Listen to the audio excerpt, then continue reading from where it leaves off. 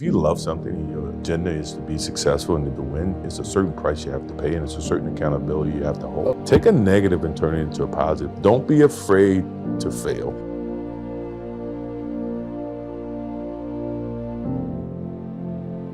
I wasn't really into professional sports because where I grew up, you only had like 2 television stations, NBC and ABC. We couldn't even get NBA games. So most of my focus stayed on the college game. So I was a big college basketball player, watched college and then baseball. When I started with the Bulls, 5,000 people in the stands, so it was like playing to an empty arena. My mindset was to go try to get back and win. Anytime that, when I left in 93, I left on top in terms of winning. I was coming back in 95, halfway in the season, and still my mentality was about winning. It took me a while to understand my teammates, understand, their motivations. I've had countless conversations with some of the players, and if I can put it in the most simplest terms, is that you have to give up bits and pieces of who you are for the benefit of the team, and that can be something so simple as response, support, spending time having lunch, dinner. Either way, I learned that later in my years because initially in basketball, I was so focused in my craft that that's what matters the most. But to win, you have to give parts of yourself to other people and look at people in a different manner. I really don't have regrets. I am a person that says, as soon as you look back in your history and you come up with something that you feel like you want to change, something else has to change. Disappointment to me, to win, you got to lose. To be successful, you got to have something that's not successful. To be happy, you got to have the support. I think all of those things have evolved and happened to make me who I am and understand the benefits and the privileges I have, and not to wear it on my sleeve, be very humble about it. That's one thing my parents taught me very well, is don't wear your reputation, don't wear your accolades, don't wear your personality on your sleeve. Let it happen, let it be you. It is who you are.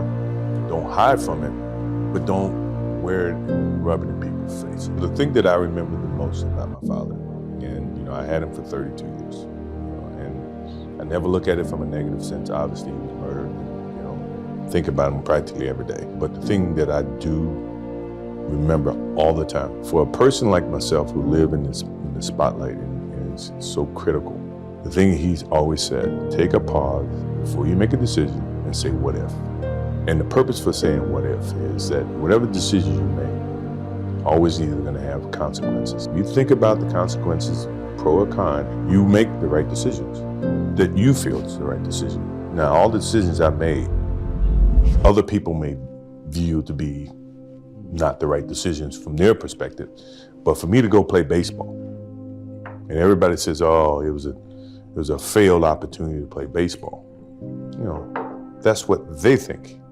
For me, it was the best thing that could have happened for me because it allowed me to go back to the game with a stronger passion. At the same time, I was able to understand the love that these minor league baseball players have, making $1,500 a month, which is nothing. But for them, it was big. To me, to see that helped me put things in perspective, to understand the platform that I was on in 93, that when I went back to it in 95 and 96, I appreciated it even greater. So when we won those championships and we went through those things mattered to me far greater than what I did in 91, 92, 93. People don't see that, and people will never understand that to be success.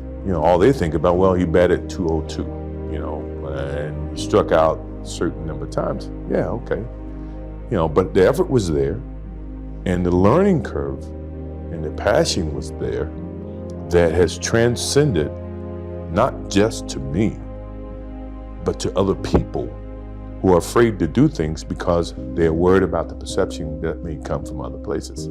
The best news in today that sells is negative news. And not that I live in a box to where I'm afraid to do things. As my father says, the what if comment is to be able to deal with the consequences of what decisions you make. In 1990 or 2005, they voted me as most popular athlete. It's ironic that I'm the youngest of the three. you ask 20 years from now, I'm pretty sure LeBron may beat me. It is what it is. You know, I don't wear it, I don't showcase it, I don't rub it in other people's faces, someone else's opinion. If you ask me, I can never give you an opinion about things like that. But Jack and Tiger never played against each other. They never played in the same tournament. They never played with the same equipment. They never played with the same, length of golf course. I never played against Will Chamberlain. I never played against, Jerry West. To now say that, one's greater than the other is being a little bit unfair. I won 6 championships. Bill Russell won 11. Does that make Bill Russell better than me and make me better than him? No, because we play at different eras. So when you try to equate who's the greatest of all time, it's an unfair choice. But for me, I think they're both great. I would never say one is greater than the other. So initially when I got out of basketball, I really didn't know what I was going to do in terms of ownership. I was presented an opportunity to be a part of a ownership in Washington from a general manager standpoint. With that came an education of learning, understanding what it took. If you look at all my portfolio of things that I'm involved in, my strongest passion outside of the ownership of the Hornets is the Jordan brand, because I can impact that in a much greater sense. To be able to talk to that consumer, interact with that consumer. It's not a draft. It's not dependent on how the season ends to determine if I have a draft pick in the first 12 or 13 picks. If I had to pick of all the things that I'm involved in, the most important is the Jordan brand, because it is my DNA. It is who I am. With the Jordan brand, it is successful because I can impact it. How often do you see the symbol of the brand, an icon that can communicate and say what I think or impact that product? You're gonna understand you're gonna make mistakes. The most important thing about making mistakes is being able to learn from them and not be able to duplicate the same mistake. I didn't have the experience of ownership. I knew what it took, but the knowledge in terms of being able to transition from a basketball player who could impact a game and determine the outcome to where now you sit up in an office and have not the same control. You have to be able to live vicariously through the players that you select, which sometimes you're gonna make mistakes. And with that mistakes, you gotta be able to make adjustments. They're not teaching the kids. And the kids then, by the time they're not useful to the agent, now have nothing, no decision-making knowledge. A lot of times they may end up broke, they mismanage their money. You can avoid some of those problems, especially when you talk about the kids are skipping college and going to the pros. Where are they gonna get that education from? Best support system they have is the agent. So if the agent's not gonna educate them, you tell me they're gonna learn, the pros and cons about being independent and being able to manage their own finances. So when they are not represented by that agent, or they're out of the game of basketball, out of the game of football, can they still articulate and make decisions that's, from a business sense? I think that's one of the major issues. Now you see a lot of players who, when they retire, they have the money.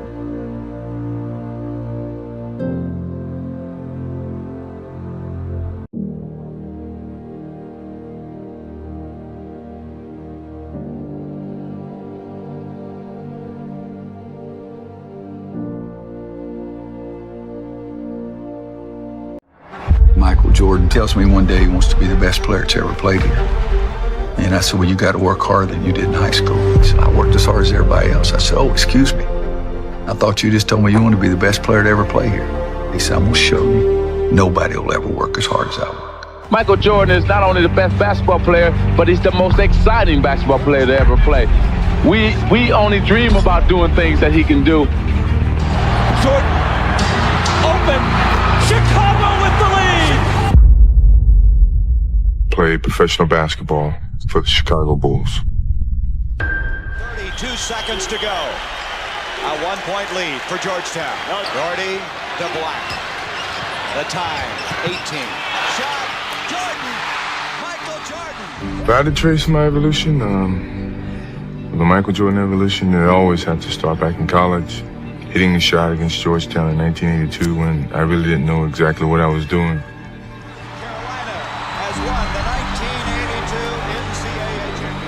It awakened a person inside of me to excel, to compete, to excel, to be one of the best or be the best.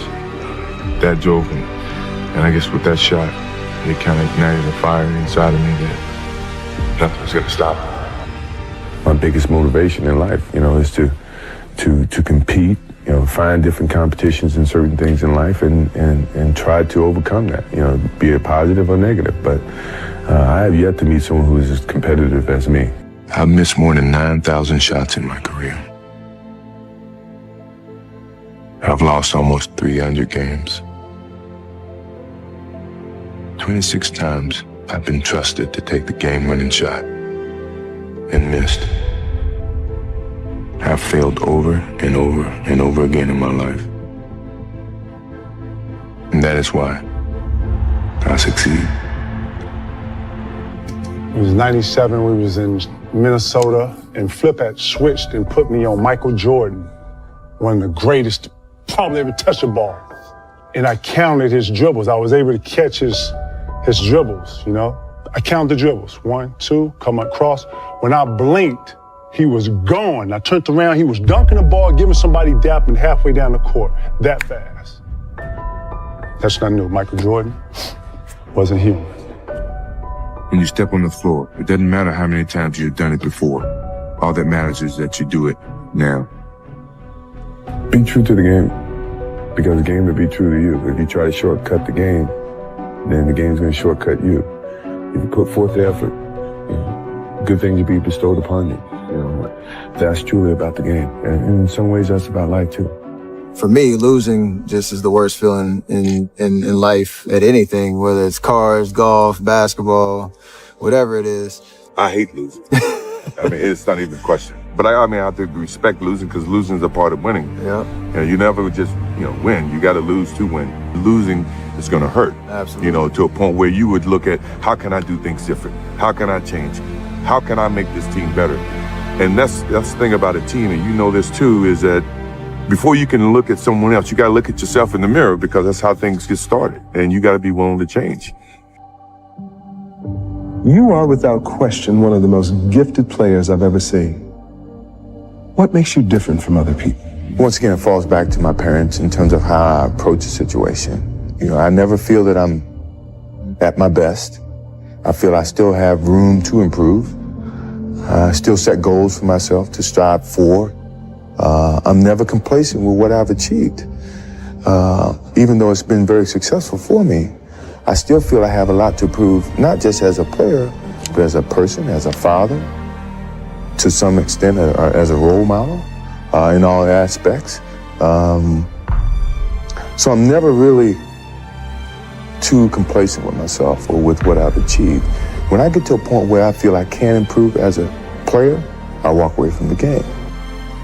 I still feel that I have a plateau that I hadn't reached yet in terms of my skills or my expectations of myself. I'm always going to expect myself to do certain things or surpass certain things.